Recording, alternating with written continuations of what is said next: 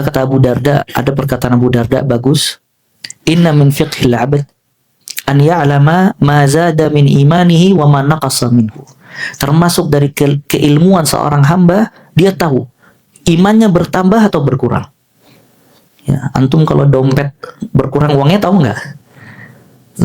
Lagi agak krisis misalnya akhir bulan, tahu nggak? Nah ini juga kata Abu Darda, termasuk dari ilmu seorang hamba, dia tahu imannya sedang bertambah atau berkurang. Kalau bertambah dia jaga, kalau berkurang dia tingkatkan. Wa inna min fiqhil abad, termasuk dari ilmu seorang hamba, an ya'lama amusdad huwa amuntaqas. Dia juga termasuk yang pertama, termasuk ilmu seorang hamba, dia mengetahui apa saja yang dapat menambah keimanan dan apa saja yang dapat mengurangi keimanan. Itu yang pertama. Yang kedua, termasuk ilmu seorang hamba, dia mengetahui imannya sedang bertambah atau berkurang. Kalau misalnya bertambah dia tahu sebabnya, kalau berkurang dia tahu sebab dan obatnya. Dan yang ketiga, inna min fiqhil abad an ya'lam nazaghat syaitan anna ta'tih. Termasuk dari ilmu seorang hamba, dia tahu tipu daya syaitan dari mana datangnya. Maka dia tahu kalau syaitan masuk dari pintu ini dia tutup. Nanti masuk dari pintu yang lain dia tutup. Terus dia tahu ya mana tipu daya syaitan. Cara ibadah yang benar adalah dikerjakan terus-menerus dan tidak terputus.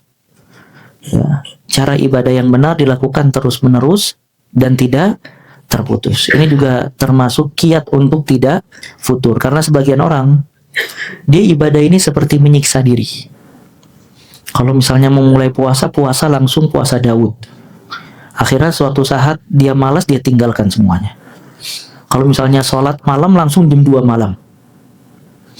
Baca Al-Quran sehari langsung 10 juz. Ya. Nah ini juga termasuk kesalahan. Karena Nabi SAW mengatakan, i'malu ma tutiqun. Amalkanlah amalan yang mampu kalian kerjakan. Karena Allah tidak akan la yamal. Allah Ta'ala tidak akan bosan memberikan pahala buat kalian sampai kalian sendiri yang bosan meninggalkan amalan tadi. Jadi ya ikhwah, yang harus kita ketahui, kalau ibadah ini bukan beban hidup. Tapi ibadah ini roha. Islam menyuruh kita beribadah dengan penuh kelapangan. Sedangkan agama Islam agama yang kompleks. Artinya antum boleh bekerja, boleh berdagang, boleh jalan-jalan. Cuman jangan antum tinggalkan ibadah yang sudah antum kerjakan. Misalnya katakanlah antum bangun sebelum subuh setengah jam. Antum biasakan misalnya cuma mampu sholat witir 3 rakaat sama baca Al-Quran 2 lembar. Nah itu antum kerjakan jangan terputus. Ya, nanti mungkin ba'da subuh antum lanjutkan lagi 2 lembar atau 3 lembar. Terus antum mau ngantar anak sekolah, mau sarapan, mau siap-siap kerja, nggak jadi masalah. Kalau di tempat kerja cuman mampu sholat duha 2 rakaat, lakukan sholat duha 2 rakaat. Nggak mesti 8 rakaat. Sekalinya semangat 8 rakaat. Sekalinya libur 8 bulan. Ya. 2 rakaat. Ya. Habis itu kerja lagi. Dan nanti kalau misalnya pulang dari kerja, dia sebelum melakukan hal-hal yang lain, habis mandi sama yang lainnya, dia lanjutkan lagi mungkin tilawah sedikit, baca Al-Quran, zikir petang. Pada maghrib mungkin dia duduk sama keluarganya, kemudian makan malam istirahat. Nah amalan-amalan yang sedikit kalau dilakukan terus-menerus lebih baik daripada terputus. Makanya orang lihat di antara kiat supaya kita tidak futur, kita bisa menimbang antara kesibukan kita dan amalan yang akan kita kerjakan.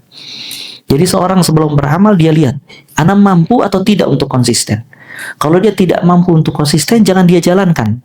Artinya dia pilih yang mampu untuk dia kerjakan secara konsisten. Karena termasuk mazmum, termasuk perbuatan yang tercela, kalau dia pernah beramal kemudian dia tinggalkan. Karena Allah Ta'ala menyuruh kita beramal terus-menerus, tidak terputus.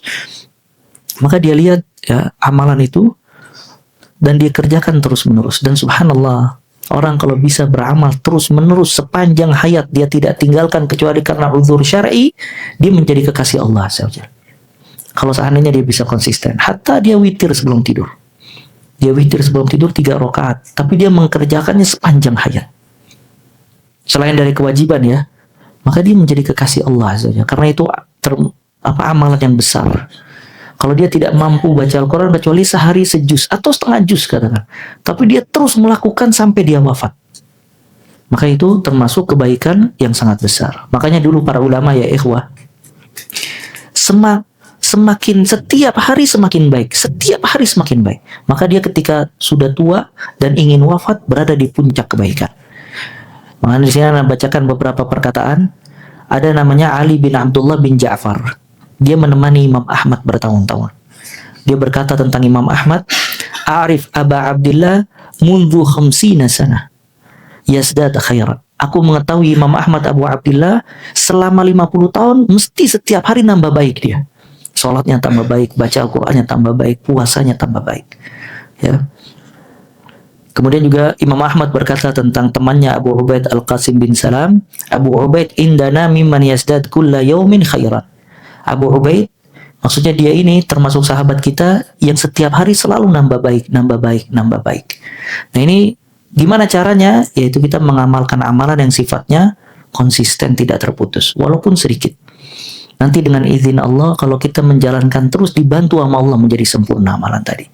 Cuman kalau kita terputus, maka itu menjadi mazmum. Dan yang terakhir ya ikhwah, penutupnya, ya seorang hamba harus banyak berdoa kepada Allah Azza wa Jalla. Karena semuanya dimudahkan oleh Allah Azza wa Jalla dengan izin dan kehendak Allah Subhanahu wa ta'ala. Allah berfirman, Iyyaka na'budu wa iyyaka nasta'in.